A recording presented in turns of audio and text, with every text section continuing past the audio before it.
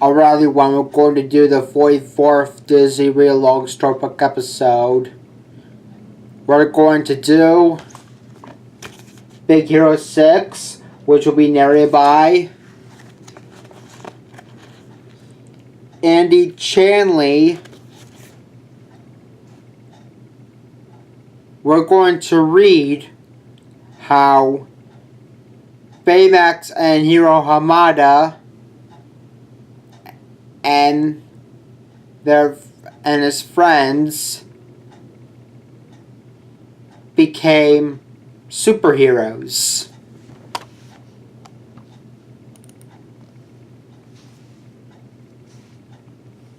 This is the story of how a prodigy named Hiro, an oversized inflatable robot called Baymax, and a group of their friends formed a band of high-tech heroes and saved San Francisco. You can read along with me in your book. You'll know it's time to turn the page when you hear this sound. Let's begin now. In an alley in San Francisco, a robot battle was about to begin. Mr. Yama, the undefeated champion, was looking for a challenger. 14-year-old genius Hiro Hamada stepped forward with his invention, Megabot. Mr. Yama laughed at Hiro's small robot, but agreed to battle. Hiro just smirked as he placed his robot in the ring. Megabot? Destroyed. Within minutes, Megabot had wrecked Mr. Yama's robot. Mr. Yama was angry. Luckily, at that moment, Hiro's older brother, Tadashi, rode up on his scooter. Together, the two brothers raced away from Mr. Yama and his goons. Once they got home, Hiro wanted to go to another bot fight across town. But Tadashi was worried about his little brother. He knew that Hiro could do greater things. When are you going to start doing something with that big brain of yours? Hiro just shook his head. What? Go to college like you? So people can tell me stuff I already know? Tadashi was a genius too. He studied at the San Francisco Institute of Technology. He wanted his brother to sign up for classes, but Hiro was not interested. Suddenly, an idea came to Tadashi. He agreed to take Hiro to his bot fight. On the way to the bot fight, Tadashi needed to stop by his lab. There, Hiro met Tadashi's friends, Go-Go, Wasabi, Honey Lemon, and Fred. They were working on their own inventions. Go-Go was using electromagnets to make the fastest bike ever. Wasabi was working on a high-powered laser, and Honey Lemon was formulating a chemical reaction that could turn a big ball of metal into a pile of pink dust. Hiro was impressed by all of Tadashi's friends and their inventions. The only one who wasn't a student or an inventor was Fred. He was the school's mascot. Next, Tadashi showed Hiro his own invention, a robot named Baymax, who had been programmed to take care of people who were sick or hurt. Tadashi stuck a piece of duct tape on Hiro's arm and then pulled it off. Ow! Hey, hey! When Hiro yelped, Baymax activated. Hello, I am Baymax, your personal healthcare companion. I was alerted to the need for medical attention when you said, ow. On a scale of 1 to 10, how would you rate your pain? Tadashi watched proudly as Baymax scanned Hiro for injuries. He's going to help a lot of people. Hiro was amazed by his brother's invention. As the brothers were leaving the lab, they ran into Tadashi's teacher, Professor Callahan, a famous scientist. The professor looked at Hiro's bot. With your bot, winning must come easy. Hiro shrugged. I guess. Well, if you like things easy, then my program isn't for you. We push the boundaries of robotics here. My students go on to shape the future. Good luck with the bot fights. As soon as Hiro and Tadashi got outside, Hiro turned to his brother. I have to go here. If I don't go to this nerd school, I'm gonna lose my mind. Tadashi smiled. His plan had worked. To get into the San Francisco Institute of Technology, Hiro would have to enter an invention in the school's upcoming robotics showcase. If he impressed the judges, he could become a student. Hiro knew he needed to come up with an amazing invention, but he was having trouble thinking of an idea. I got nothing. I'm done. I'm never getting in. Tadashi encouraged his little brother. Shake things up! Use that big brain of yours to think your way out. And then, finally, Hero came up with a plan. He worked hard to get his project just right. The night of the showcase arrived. Standing before the crowd, Hero was nervous but ready to show off his invention. This is a microbot. It doesn't look like much, but when it links up with the rest of its pals, things get a little more interesting. Hero tapped the special headband he wore that allowed him to control the tiny robots with his mind. At Hero's command, the microbots could join together to form any shape or accomplish any task. If you can think it, the microbots can do it. The only limit is your imagination. The crowd went wild. Everyone loved the microbots. After the showcase, a businessman named Alistair Cray even offered Hero a lot of money for them. Hero thought about it, but he turned Cray down. I appreciate the offer, Mr. Cray, but they're not for sale. Just then, Professor Callahan approached Hero. He was so impressed with Hero's microbots that he invited Hero to become a student at the Institute. Hero was very excited. Outside the showcase hall, Hero turned to Tadashi. I wouldn't be here if it wasn't for you, so... you know. Thanks for not giving up on me. Just then, people began running from the hall. A fire had broken out, and Professor Callahan was still inside. Tadashi started to run toward the hall. Tadashi, no! Hero tried to stop his brother, but it was no use. Tadashi rushed in to find the professor. Moments later, an explosion knocked Hero to the ground. Tadashi was gone.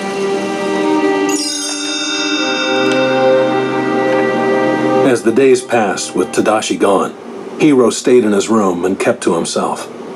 Nothing seemed to matter anymore. Then one day, Hero dropped something on his foot. Ow! Ah! Ow! To his surprise, Baymax appeared. Hello, I am Baymax, your personal healthcare companion. I heard a sound of distress. What seems to be the trouble? Hero didn't want anything to do with Baymax, but Baymax would not turn off. I cannot deactivate until you say you are satisfied with your care. As Hero tried to figure out a way to deactivate Baymax, he noticed something moving under his bed. It was the microbot that had been in his sweatshirt pocket on the night of the showcase. It was moving around trying to find the other microbots, but all of them had been destroyed in the fire. This doesn't make any sense. Baymax looked at it. Your tiny robot is trying to go somewhere. Hero shrugged, uninterested. Oh yeah? Why don't you, find out where it's trying to go? Baymax was programmed to help Hero, so he followed the microbot. Hero couldn't let anything happen to his brother's robot. Reluctantly, he took off out the door after him.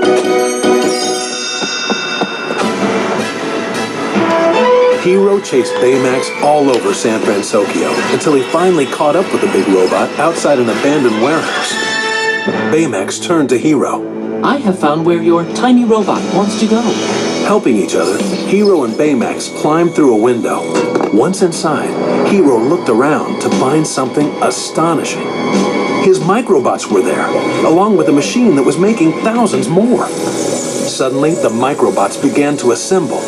Hero and Baymax spotted a mysterious man in a mask moving toward them. At the masked man's command, the microbots swarmed together and attacked Hero and Baymax. Only by thinking quickly were the two able to escape and make their way home. While Baymax recharged, Hero thought about what had happened at the warehouse. His microbots hadn't been destroyed in the fire. The masked man had stolen them. And if the masked man was responsible for the fire, He's responsible for Tadashi. Hero could barely contain his anger. We gotta catch that guy. Baymax would do anything to make Hero feel better. Will apprehending the man in the mask improve your emotional state? Hero nodded. If we're gonna catch that guy, you need some upgrades. The big robot wasn't programmed to fight, so Hero quickly got to work, programming Baymax with new karate moves and building him a special suit of armor. Soon, Baymax was battle ready. To celebrate, Hero taught Baymax how to fist bump. Ba-la-la-la. Hero and Baymax returned to the warehouse, but the microbots were gone, and the masked man was nowhere to be found. So the pair followed Hero's microbot again, hoping it would lead them to the rest of the microbots. The bot led them to a pier. Suddenly, through the fog, a wave of microbots appeared, with the masked man riding on top of them. But before Hero could confront him, a car pulled up.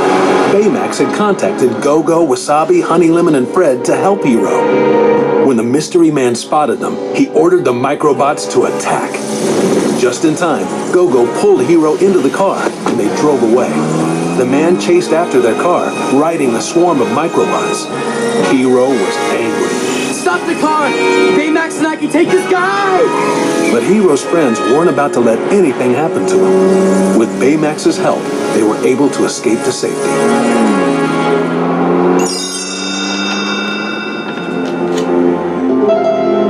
Hero and his friends went to Fred's house to regroup. They had to figure out who the masked man was.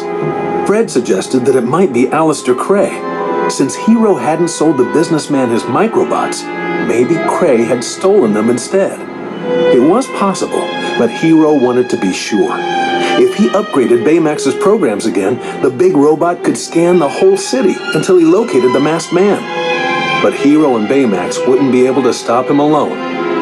Hero looked around at his friends. Actually, if we're gonna catch this guy, I need to upgrade all of you. Fred was excited. You guys, do you feel this? Our origin story begins. We're gonna be superheroes!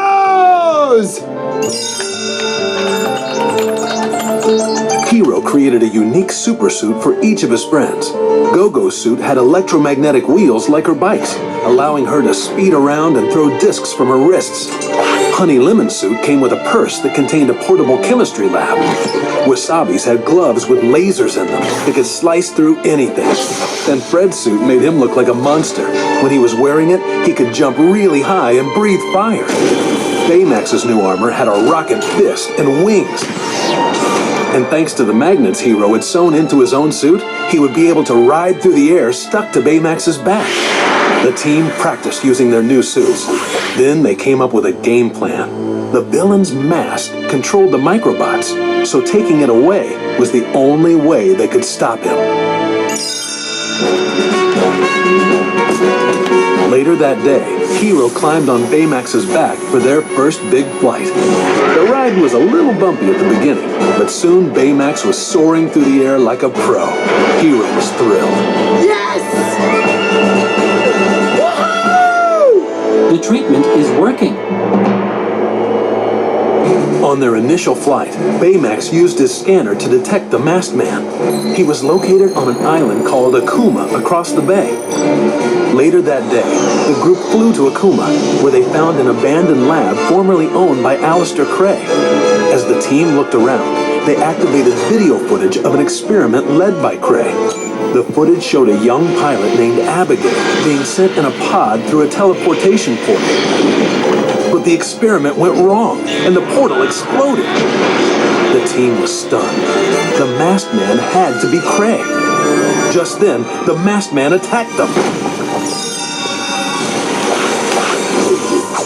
Using their new suits, the team attempted to fight back. In the chaos, Hero managed to pull off the man's mask. It was Professor Callahan. Hero was confused. But the explosion... You died. No, I had your microbots. The professor explained how he had used the microbots to protect himself. Furious that the professor hadn't helped his brother, Hero ordered Baymax to attack Callahan. Baymax, destroy. Baymax shook his head. My programming prevents me from injuring a human being. Not anymore. In a rage, Hero ripped out the green nurse chip Tadashi had put into Baymax's chest. Baymax pointed his rocket fist at Callahan and tried to blast him. But Hero's friends stopped the big robot, allowing Callahan to escape. Angry and frustrated, Hero flew off on Baymax.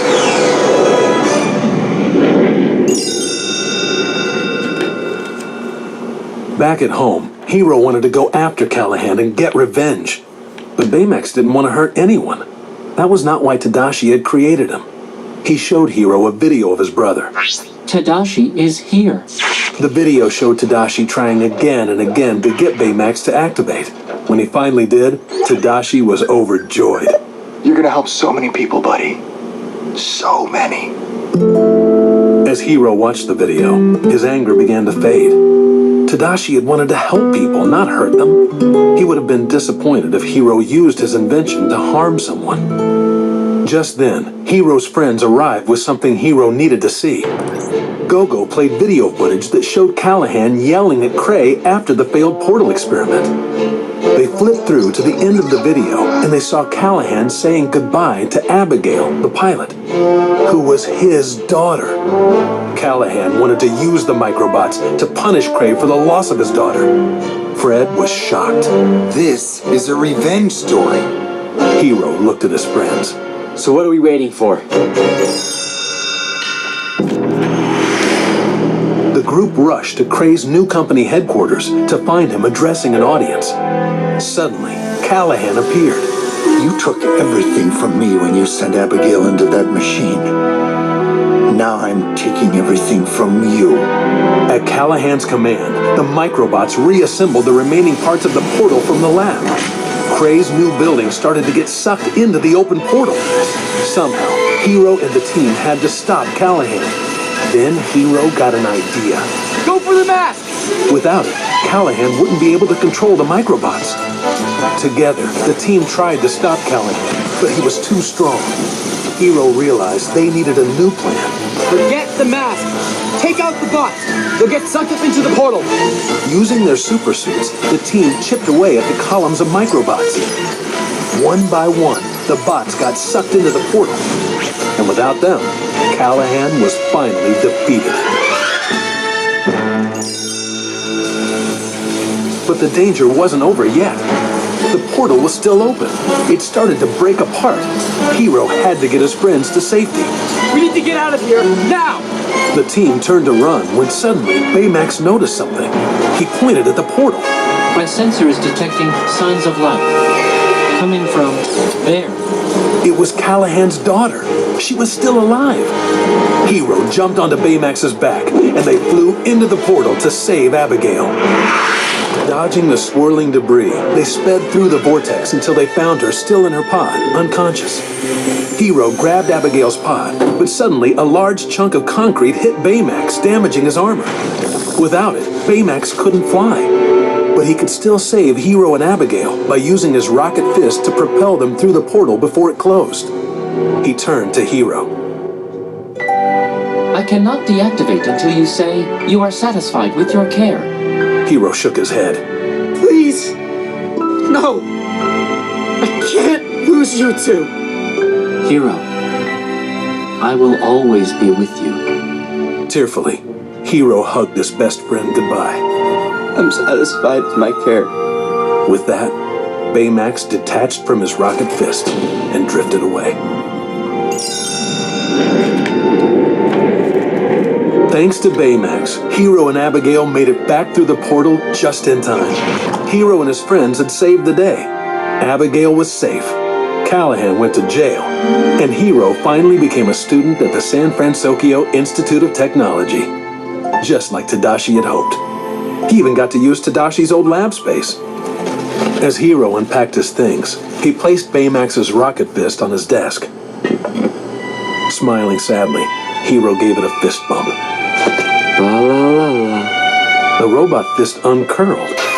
That was when Hiro spotted Baymax's green nurse chip. In no time, Hiro had rebuilt Baymax. I am Baymax, your personal healthcare companion. Hello, Hiro. Hiro, Gogo, Wasabi, Honey Lemon, Fred, and Baymax were heroes. If another danger ever threatened San Francisco, they would be ready. We didn't set out to be superheroes, but sometimes life doesn't go the way you planned. The good thing is my brother wanted to help a lot of people. That's what we're gonna do. Who are we? They were the Big Hero 6.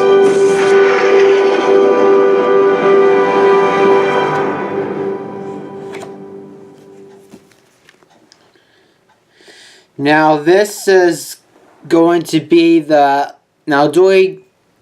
video is going to be celebrating the 4th anniversary of this movie.